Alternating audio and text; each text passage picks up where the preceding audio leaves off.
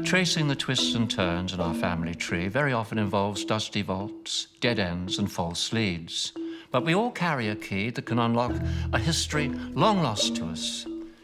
It's our DNA. 12 New Zealanders have had their DNA tested, and that's going to help them to solve old family mysteries, uncover ancient forebears, and even find a fortune or two. Stay tuned for a fascinating ride. Hello, I'm Richard O'Brien. Now, the DNA detectives are primed to bring 12 New Zealanders face to face with a history that's been long lost to them. Now, it's easy for families to lose touch and for stories to be forgotten. But with the wonder of DNA testing, it allows us to reintroduce people to the colour, cultures and places that are part of their genetic makeup. Sir John Kirwan is a rugby icon who helped win New Zealand the World Cup. And actress Miriama Smith, who gets to play at being filthy rich, is really just a girl next door from Tawa College. I'm trying to tell myself I'm excited, but I'm actually really nervous. It's driving me crazy. Why you'd risk your life to climb a mountain and then seeing it, wow.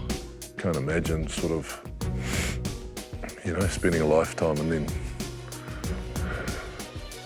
it's not good now. First up is Sir John. He's a living legend, a butcher's son from Mangere. He's travelled the world with the All Blacks, the Warriors, and with a coaching career that's allowed him to call both Italy and New Zealand home. Apart from English, he speaks Italian and Japanese. But how fluent is he with his own history? I know my mum's side from a rugby point of view. My mother's brother, Teddy, he was one of the first Barbarians, All Black trialist, played for Otahu. Dad's side a little bit different. Kirwan's Irish. Apparently we're related to the Kennedy family in the States. There was a song, Wherever You Lay Your Hat, and I'm a little bit like that. I love New Zealand, it's my home, I feel connected here, but I also love Italy. And I love Japan. I've lived in Japan on and off for 10 years and love that as well. So I don't know whether it's my character or whether I was a gypsy in my DNA, maybe. John, come in, sit down, make yourself at home. It's a great pleasure to have you here. Your career in sport, of course, is well known. You must have had some wonderful, wonderful memories of your life in football. Great time. What would you say topped them all? Probably Italy. So rugby taking me from New Zealand as a young man, 20-year-old, Yes. went and played overseas in Italy. So going from this whole New Zealand world of meat and three veggies and arrived in Italy and there was red wine and pasta and I thought, died and gone to heaven. Are you from an academic background? No, went to school to eat my lunch and play footy, really. Okay. Yeah. You're non-academic and yet you speak 3 languages, English, Japanese and Italian. Yeah, I wouldn't say I'm fluent in Japanese, though. Oh, well, I can get a beer and a feed. Right, we've got some of your results, and if we look at the screen over there and see what we've discovered so far. Right, your DNA isn't quite as colourful as your life because you're 100% European. Wow. Yeah, there's a tiny bit of French and German there, but 93% is British and Irish. Yes, you would have liked to have seen some Italian kind of ancestry there, but it doesn't exist. I'm going to give you this little device here. I want you to keep that with you 24/7. Okay. And I shall be in touch with you in about 24 hours. And thank you so much for coming in. It's been a My great pleasure. And bon voyage. Grazie. John's known the heights of success and the depths of despair, but he's about to learn he isn't the only one in his family to have endured the ups and downs of being an extraordinary sportsman. I have absolutely no idea. I'm really excited about this wee journey because I don't really have a clue. Welcome aboard the DNA Express, Sir John. I do hope you enjoy the ride. Now take a look at the man in this photo. Does he look familiar? Nah, never seen him before. Decent moustache, though. Nah, never seen this man before. He was a relative on your father's side whose name was Alexander Mitchell Kellas, and he had a very epic life story. To learn more about him, you're off to the small hamlet of Innisfail in Queensland, Australia, where the lab has located a DNA relative who can perhaps tell you a little more. Didn't think that I'd be going that direction, that's for sure. I've bagged Aussies all my life. So it'll be interesting going to see relatives in Australia. Well, it looks as though John is going to have to eat humble pie because his first DNA relative, Jeanette, is Australian. Well, we've finally got here and a little bit apprehensive, a little bit weird, meeting Jeanette, who's a cuzzy bro of ours. So it's going to be interesting. Here we go. Oh, hey. John? Yeah, I don't know. Lovely That's to right. I meet don't know you. whether to hug or kiss or whatever, but certainly. we are family, Cousin's so hug. yeah. Come on in. You look like my Auntie Morven, actually. Really? Yeah, text my sisters and get them to send me a photo. But Interesting. yeah, but this is a photo that I was given. He's a very interesting relative of ours. Really? Okay, there you go. Interesting little mo going on there. Yes. Do you recognise the name Kellas from your family? Yeah, tree? Auntie Kellas. I had Auntie Kellas. So we're Is that west where of we're from? Aberdeen. That's where we're from. Yeah. Yep, and up in the edge of the Cairngorm Mountains there. Yeah. Scott, you don't mind a whiskey then, obviously. My dad didn't mind a whiskey either. Nothing wrong with whiskey. Exactly. This is where they make it. Excellent. So tell me a little bit about Alexander Mitchell Kellas. Alexander Mitchell Kellas. Alexander Mitchell Kellas, he went to Edinburgh to a college there where he did science. Well, I didn't take after him, so he does look a bit of a scholar, doesn't he? Yes, but what made him famous was his hobby. Okay. My When hobby he made was me a young famous man. too, actually. That's right. Yeah. What was his hobby? Tell me. Well, he'd come from the mountains and he kept on going back to the mountains for his holidays. He climbed. Well, I know that face. Well, yes, this is about the 50th anniversary of the climbing of Everest. Yeah. Have a look at this little bit. No way. No way. He took that photo. That's the earliest photo they've got of that area. That is amazing. In this photo by Scottish chemist Alexander Mitchell Kellas, cuzzy bro, as of now, one of the first to study the effects of altitude on the body. Kellas learns that Sherpas, are people from the high valleys south of Everest, function well at high altitude. And at that time, he was the only person who'd climbed Chomiomo. Yes. Wow. Good on you, fella. Scared of heights.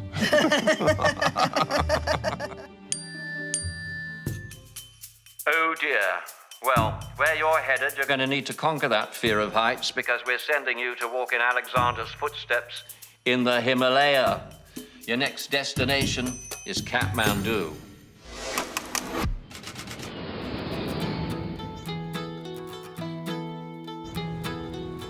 Yeah, like, wow, I'm really enjoying the chaos of you know, Kathmandu. It's a developing nation. I've been to Sri Lanka before, but this is a new level. It's really, really cool.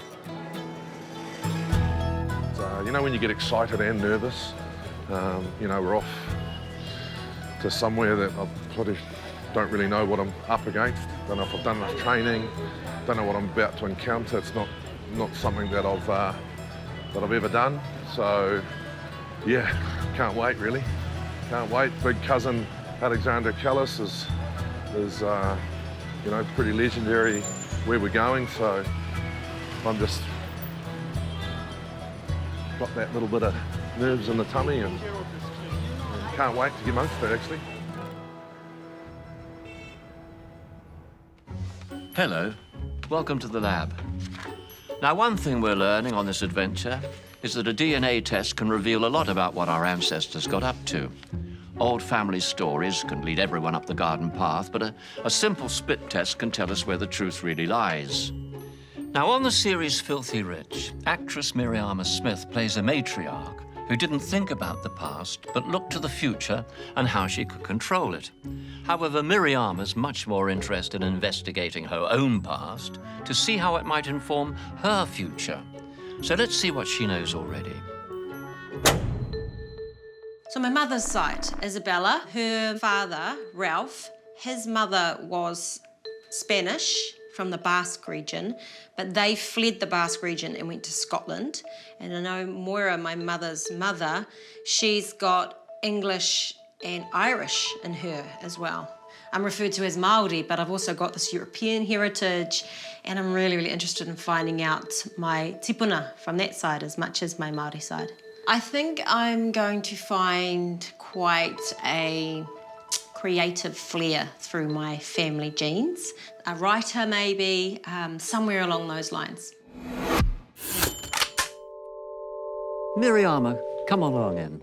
Thank you. And welcome. Kia ora, Richard. Sit yourself down and let's learn a bit about you. You were born in New Zealand Yes, born in Rotorua. and you decided to become an actor. Why?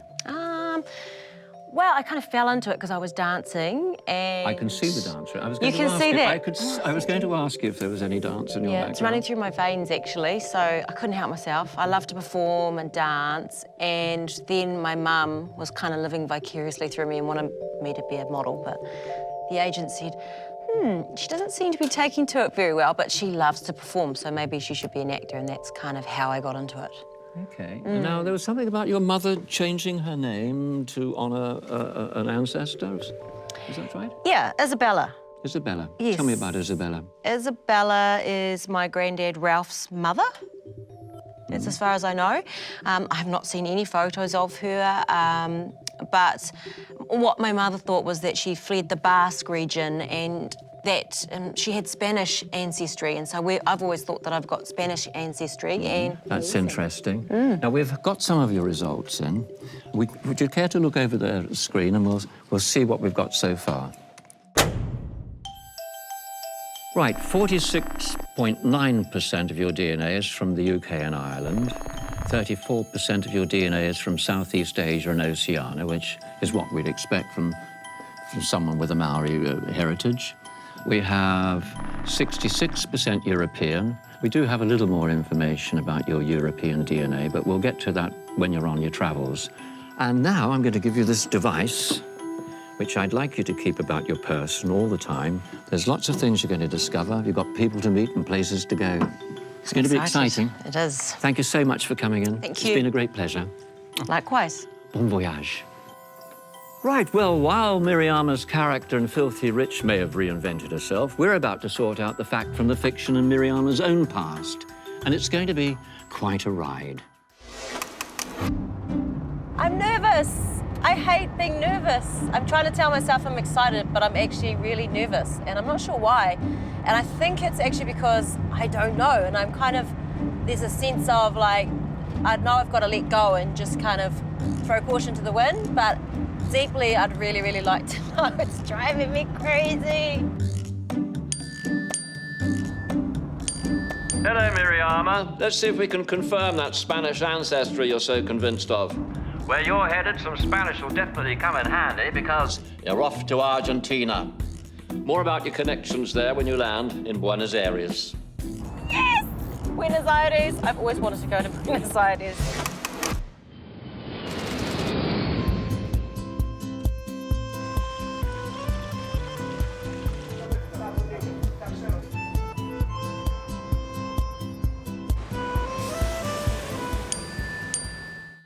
Buenos dias, Miriama. I'm sure you're wondering if that Spanish connection to your great-great-grandmother Isabella brings you here. Well, Isabella did have a connection to Argentina because in 1858 she met her future husband, Thomas McGibbon. And Thomas liked adventure, and he decided to join the pioneering Scottish settlers heading out to Argentina to seek their fortunes. Now, the rough plains were no place for his Isabella, so Thomas left her behind in Scotland, and he promised to send for her once he was established. The Scots set up ranches like Estancia El Venado, and that's where you're staying tonight. Wow. So it is a surprise to find that my grandfather's grandfather, Thomas McGibbon, came here from Scotland. And I don't even know if my grandparents knew. I don't even know, like I know my mother didn't know that side when I was asking her about this side of her family. Granddad Ralph never talked about the past. It's just not something we ever did. We never sat around. I think we were all too busy. We never had the time. We never made the time. 100,000 Argentinians claim Scottish ancestry, and your host, Michelle, is part of one of those pioneering families. I just found out my great-great-grandfather on my mother's side is from Scotland, but in the 1800s he came here. Well, my husband's family is originally from Scotland. They came, I guess, In the mid-1800s, they came to an area about an hour south of Buenos Aires. They settled there with a big Scottish group, and after that, they moved to this estancia down here, and they focused on sheep because there was still trouble with the local natives. So there was raids and things like that, and the cattle would just run and run and run, but the sheep would lay down when they got tired, so they couldn't be stolen. And why do you think they left Scotland? What was the driving force, do you think? I would imagine that they left because of the conditions there. There probably wasn't enough land for everybody who needed it. And it's an adventure. Can you imagine coming to a place nobody else that you know has been to before and starting a whole new life? So yeah, I think they came for land. They brought their sheep. They brought the things that they knew. They brought furniture. And they started families here. But it must have been difficult. Most settlers knew nothing about their adopted country's environment. And wealthy Scots might have flourished, but Thomas came from modest means, and trying to establish a farm on rough plains meant crop failures and also the hostile reception of the indigenous people. Being here on this estancia in the outskirts of Buenos Aires, it makes me really appreciate how vast it really is, and for my great-great-grandfather, Thomas McGibbon, to have travelled all the way from Scotland to Buenos Aires, really with blind faith, wanting to search for a better life. Man, it makes me really appreciate the balls it took to do it, because I was moaning after the 11-hour flight. Salud. Mariora. Mariora? To the unknown. Excuse me. Sorry to interrupt dinner, Miriama, but I've a little more information about Thomas McGibbon. Thomas was frustrated with life in Argentina and the political situation, so he gave up the search for land to search for love instead. Yes, well, he had left Isabella in Scotland, and he decided to return to sweep her off her feet. And to find out what happened next, you're going to need to go to Glasgow. Wow. So, this is awesome because I was kind of on the right path. I am going tomorrow to Glasgow. For actress Miriama Smith, following her DNA trail has led her to Argentina. So it is a surprise to find that my grandfather's grandfather, Thomas McGibbon, came here from Scotland. Her family believed that Thomas's wife, Isabella, fled from Spain to Scotland, and that's where Miriama is heading now. I'm really interested in learning more about my European heritage. I can remember my mum's parents, but they never talked to me that I can remember about their parents and about my heritage on this side. Hello, Miriama. You should be feeling right at home because your DNA has resided in Scotland for hundreds of years. Thomas McGibbon was born in Glasgow, and after spending some time in New Zealand, then the Argentine, he returned with the intention to propose to the 19-year-old Isabella Nairn, your great-great-grandmother. So you head for the War Monument in the park for more information.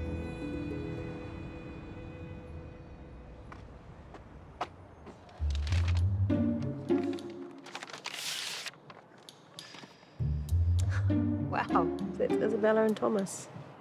Now, this is the first time I've seen Isabella. Very handsome couple. She was Isabella Nairn, second daughter of a well-off family. A family understanding is that the Nairns had considered that their daughter was marrying down to the rude colonial.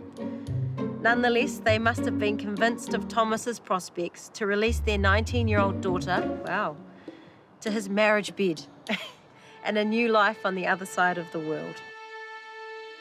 They didn't really know each other, but they got married fairly quickly and jumped on a ship and went to New Zealand. So it's kind of amazing to think that back in the days, there was a lot of faith involved in. And I don't know, maybe it was just because we are so lucky in this day and age to have so many options and so many choices. I'm sitting here in Glasgow, you know, a week ago I was in New Zealand. Miriama, your DNA results have raised questions about Isabella's connection to the Basque region because your DNA shows it's absolutely impossible for her to be Spanish. I'm so sorry to dispel the family myth, and Isabella's from southern Europe, because she was clearly Scottish. But her own life story is every bit as epic. More on that a little later on.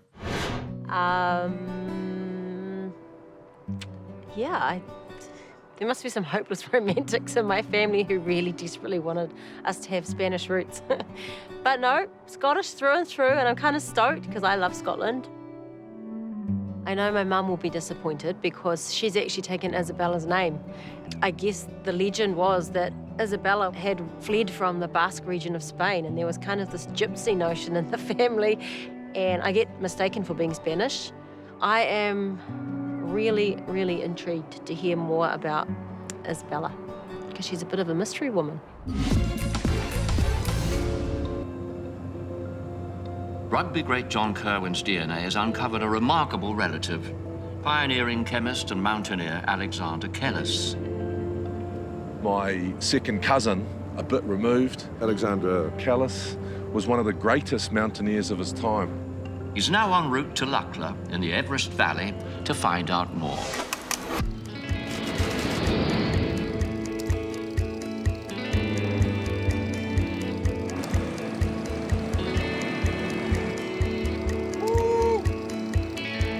Getting off the plane, I was thinking, wow, I'm actually in history. I'm here, part of it. And I get a real kick out of that, being where other people have walked.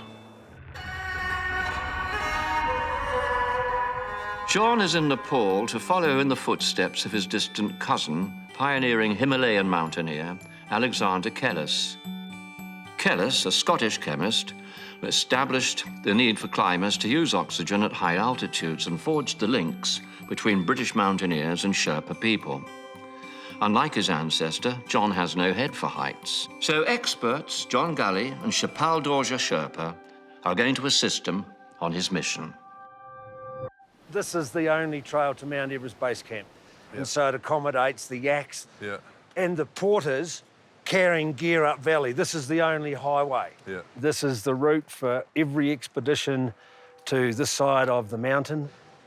Biggest change, I guess, over the last 50, 60 years has been the swing bridges.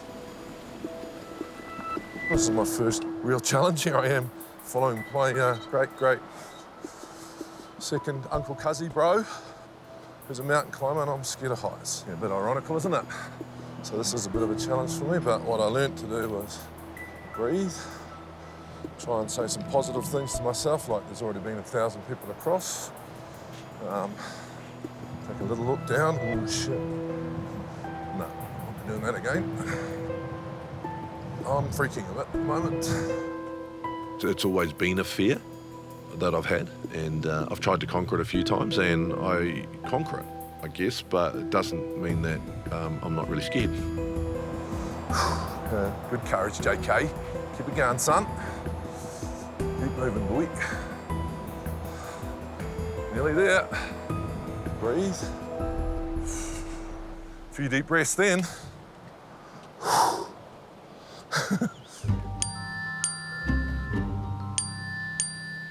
Hey, mate. So glad you conquered your anxiety, John.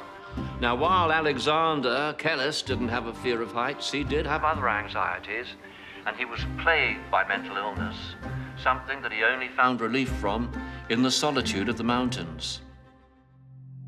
If I met Alexander Kellas, I would ask him what his fascination was with climbing mountains that can kill you. I don't understand it. I played a high-performance sport, but it wasn't life or death. There's so many people that have died in those mountains. So Alexander Kellas had the Sherpas, a few trusted guys, and he said, you cannot climb these mountains without these men. They're better than us physically.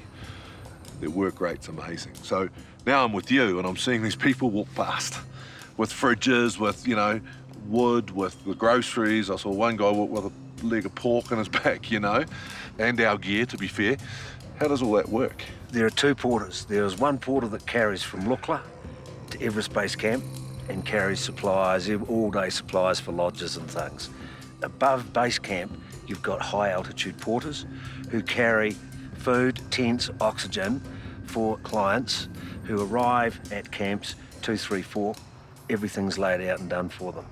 Then you've got the climbing Sherpas who fix the route because they're better at it than we are. It suits their temperament, it suits their physiology.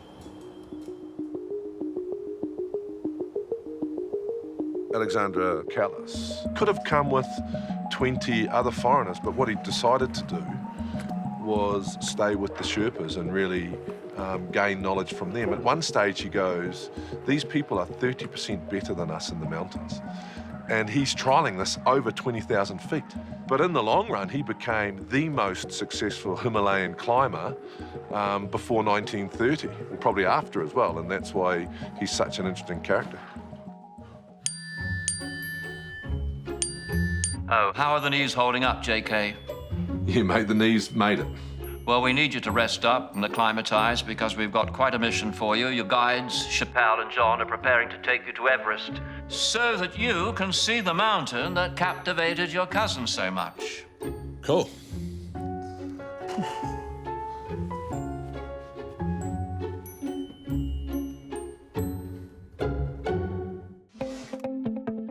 Actor Miriama Smith is in her ancestral homeland of Scotland, and she's just dispelled a famous family myth about her great-great-grandmother's origins. Wow, so my great-great-grandmother, Isabella, is not from Spain, not from the Basque region like my family originally thought. I think my mum might be disappointed. She's taken Isabella's name. Miriama, we know that you are very keen to learn of any family achievements in the arts. Well, here's a little something. Because while Isabella and Thomas were forging a new life in New Zealand, her younger brother, James, was attending the Glasgow School of Arts and making a name for himself as one of the country's leading artists. Roger is at the Bill Cliff Gallery waiting to tell you more about James and his life and his career. I just found out that my great-uncle on my mother's father's side was a famous artist here in Glasgow, James Nairn. Well, he was part of a group of painters who we now call the Glasgow Boys, who were young men who wanted to upset the sort of conservative stranglehold on painting in Scotland. And at the end of the 1880s, he was one of the most promising painters in the group. There you go. That's 2 of his pictures. And as you can see, it's just daily life. There's a woman hanging out her washing. I mean, that's not the sort of picture that they would have hung in the Royal Scottish Academy because it would be too down market. But all of the Glasgow Boys painted like that. They painted goose girls and cowherds. James Nairn is recorded as leaving for New Zealand in the autumn of 1889, but expects to be back soon. He never came back, but he obviously had an incredibly positive reaction to the light he saw in New Zealand, because his pictures, you know, as he left, these are 1888, 1889, are quite dark in tone. And some of the paintings that I've seen images of that he painted in New Zealand are bright, impressionist pictures. And that's possibly why he never came back, because New Zealand gave him a completely different vocabulary. And now we know he had a sister there. Yes, I heard recently that his sister was there. I didn't know that his sister was there at all. Yeah. Do you know if he married or had kids? I know nothing about his family life, but I do know that he was asked to advise on setting up an art school in the South Island, and in fact became advisor to the government on setting up art education in New Zealand, and was quite important in that role. Wow. Do you think I'll be able to find some of his art in New Zealand? Yes. Oh, I'm sure you'll find a lot. And New Zealand regularly has examples of Nairn's work, and it's all brightly coloured, it's all impressionist, it's all like Gauguin and Van Gogh. And I think you'll like it. Watch out, trade me. Rugby legend John Kirwan is at a high altitude in Nepal, following in the footsteps of his distant cousin, Alexander Kellas. Morning to you, John. You're now at 3,500 meters, so you're possibly feeling the effects of altitude on your body. Now that's what Alexander Kellas studied, so we know it's important for you to rest and let your system adjust. Chappelle has relatives who were high-altitude Sherpas with the British. And he's going to take you to meet them while you acclimatise.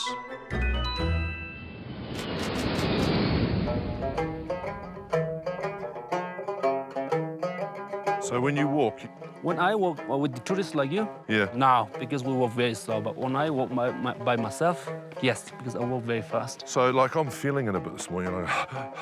Yes. You don't ever feel that? Nah, because I was born in 4,000 meter height and raised there. Yeah. Yeah, so I'm used to with altitude. So when you walk with us, we're going real slow for you, eh? Very slow for me, and I never puff. Never puff. Yes. Yeah. Slow is comfortable, but for me, fast is good. Yeah, fast is not good. I'm not going to be doing that with it. Where are you taking me, Chappelle? Take you to the traditional Sherpa house.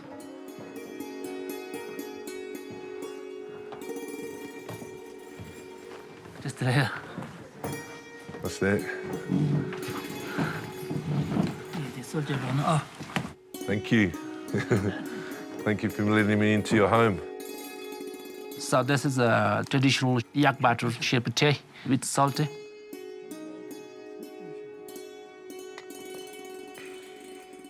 Mmm.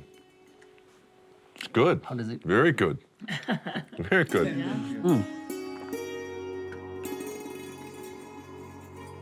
I believe you were a climber, yeah? I was 1973 in Italian expedition, Everest. Very big expedition. Really? That time I was been up to South Col. Wow, that's 2 times. Really? Carrying load. wow. Second cousin, going back a few generations, was one of the first European people to come to the Himalayan area to climb, and he had huge respect for the Sherpas. May I know name? Alexander Kellas. He's saying that he also heard the story Oh, about okay. your grand-uncle. Yeah. I heard about from the expedition. Yeah. You know, I sort of understand now what Alexander Kellas saw in the Sherpas, which is what I'm seeing. Happy, huge work ethic, incredible athletes, very spiritual, and just this peace around them that nothing seems to be too much of a bother, you know. Miriama Smith's DNA adventure has taken her from the plains of Argentina to the mean streets of Glasgow. Following the lives of her pioneering great-great-grandparents, Thomas McGibbon and Isabella Nairn, she's now bound for the place where they forged an empire. And that's going to lead her all the way back home to Mataura.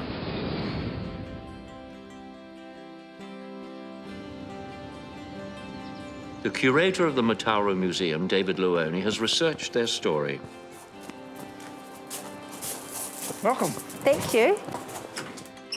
Wow, so I didn't know Isabella and Thomas came to Mataura. Yeah, come and check out what it was like for them. This is the McGibbon store, 1920s. So was that Thomas and Isabella's store? Yeah, what do you reckon? Well, I'm pretty sure Isabella's family would be happy because they thought she was marrying under herself, so her name's in bright lights. And it's that, you know, department store on the corner. Yeah. It's the real deal. Better than Smith & Co. Would Isabella have worked in the store? I'm not sure about that. We know that they had 11 children. Probably not then. So best guess is that the focus would have been on the home. When they first arrived, Thomas would have cast himself as a farmer. And Isabella's 19.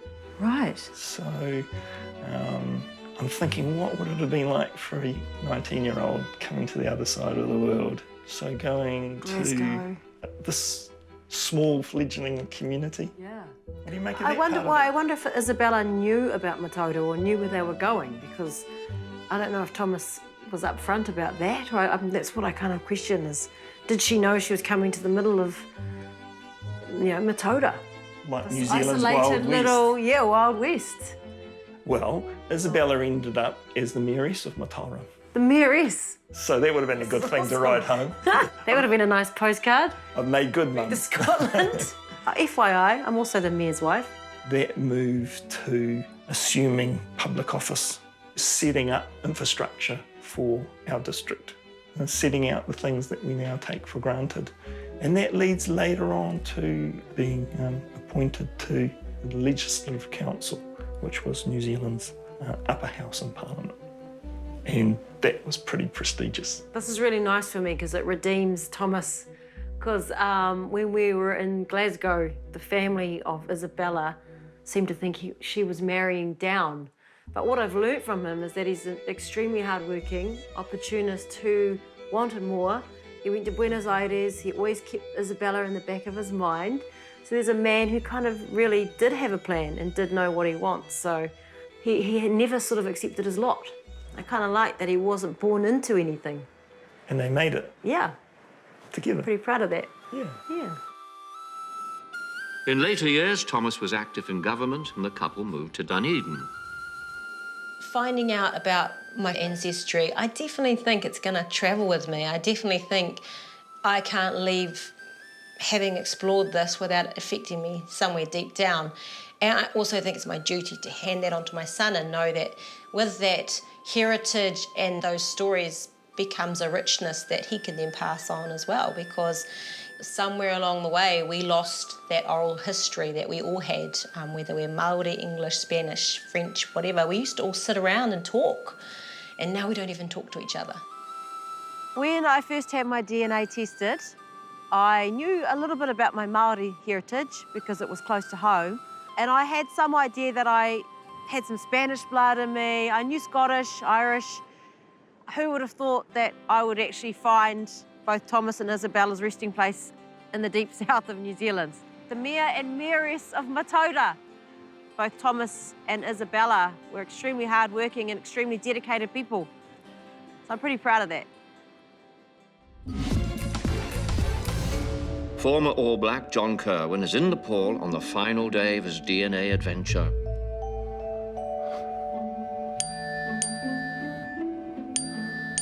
So, John, at this stage of the trek, most people will be feeling the effects of the thinner air, but as a sportsman, maybe you're a little used to being out of breath. Certainly noticed the altitude. You know, I had a slight headache. It was sort of like a little vice being screwed to your temples. So, yeah, it wasn't pleasant.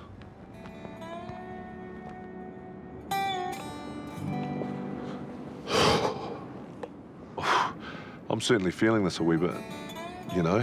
You know, the old Cuzzy, he was big on studying physiology at the highest levels, talked about the Sherpas being naturally better than us. So what am I actually feeling? There is 25% less oxygen than at sea level, but it's why you're feeling fatigued. And in butcher's terms, that means I've just got less oxygen, so everything's got to work harder to just keep me moving. You're hyperventilating, your body is trying to move the oxygen around. You can die from it. Can be fatal. Some people just can't go high. They just don't have a physiology that will allow them to go beyond this point here, which is only an entry-level altitude. Some people, this is it.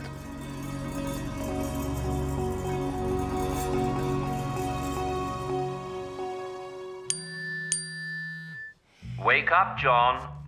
Come on, John, you'll need to get a move on if you want to catch the sunrise over Everest. In 1921, Alexander joined George Mallory's reconnaissance mission to find possible routes to the summit. Sadly, just 2 months into the expedition, Alexander suffered from a heart attack, and he died only just a few hours before actually seeing Everest for the very first time. It's amazing, huh?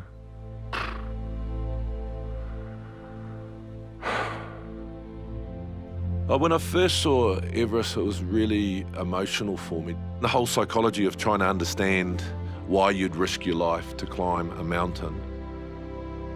Maybe now I get it. Maybe it's just a draw, a magnet that you can't resist. Can't imagine sort of, you know, spending a lifetime and then just not getting there.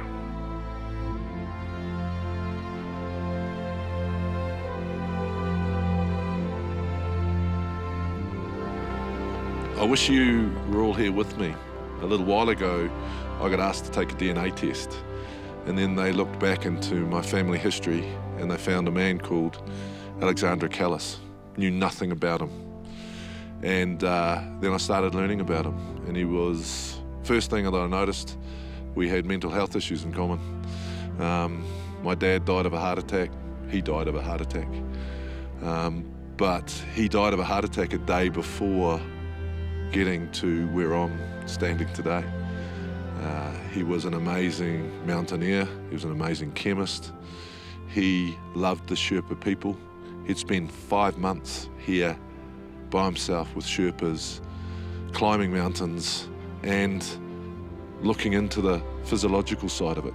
Amazing man. But he didn't make it to Everest. And I know he liked a wee toddy, so I'm here, and my dad used to come home from work and have a wee whiskey, so I'm going to celebrate both those men here looking over Everest, and I can't think of a nicer way to salute Alexander Kellas into the whānau and my dad, who was a great man.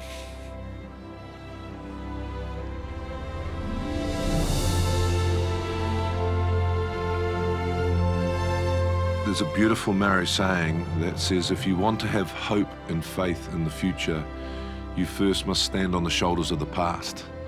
And I really love that saying, because if you take that into today, you know, we must continue to look back, and that'll give us hope and faith in the future.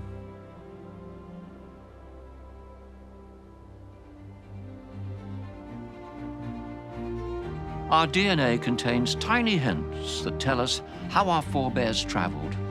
It shows us where to look to uncover traces of their lives and the stories we find to help bring them back to life. I wonder who's going to be brave enough to take the test next week. Why don't you join me to find out?